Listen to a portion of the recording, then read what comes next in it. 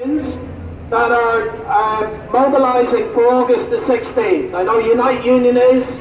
I saw Robert Reid from the first union. Give Robert a cheer, because his union's mobilising too for August the 16th. I know the Engineers Union, and I know Helen Kelly, the leader of the CTU, has also called for mobilisations. This is very, very significant, because when the union movement gets behind campaigns against apartheid, like it did in the 1980s, that's the biggest democratic force that ordinary people have in this country, because if we leave it to the government, nothing will happen. We need to organise ourselves.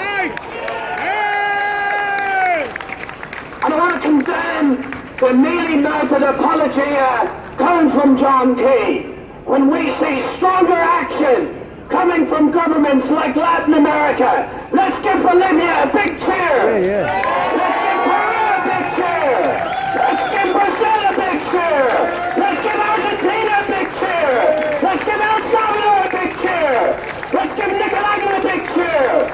Because when socialists in Latin America can show more solidarity for the Arabs of Palestine than every single Arab dictator in the Middle East, it shows you where the priorities are in this world. The ordinary working people of Latin America have booted out all the Israeli ambassadors, whilst the dictators of the Middle East, who are funded by the Americans and are Israel's friends, still have relationships with Israel. Disgusting.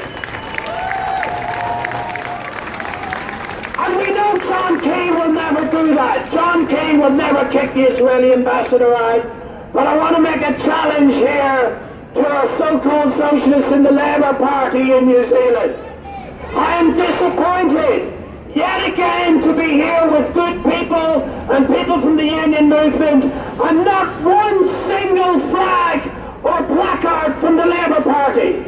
Yet again, this is a disgrace. Just as the unions will mobilise for the August the 16th, the Labour Party needs to get off the fence and needs to stand up against racism, against the slaughter of men, women and children, and the Labour Party, David Shearer and David Cunliffe, should call for the expulsion of the Israeli ambassador from Aotearoa.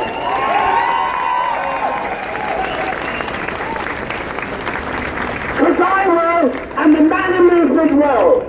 The Mana Party and the Green Party, fair credits to them, have called for that. But if you're going to vote later on this year in the election, remember who stood for Palestine, remember who stood for the children. Even if it costs us a vote, it's a vote we don't want, if it's the price of blood that we have to pay. Jeez.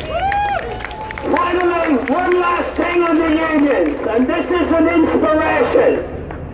A long time ago in Ireland, ordinary workers, because they were instructed by their union, refused to touch South African fruit. We had a boycott on South African fruit.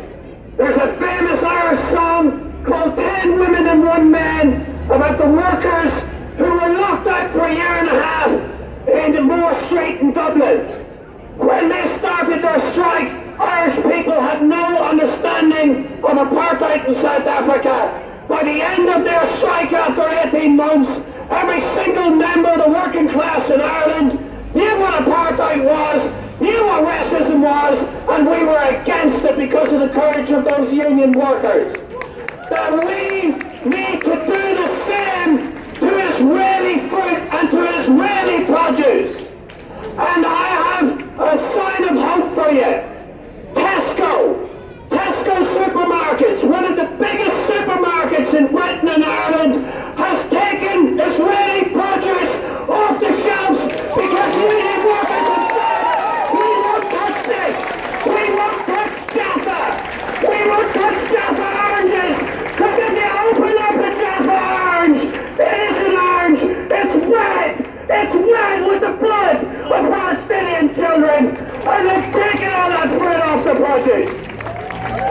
Here is a challenge to the union movement in New Zealand. I count myself in this challenge. We need to move from paper resolutions. We need to move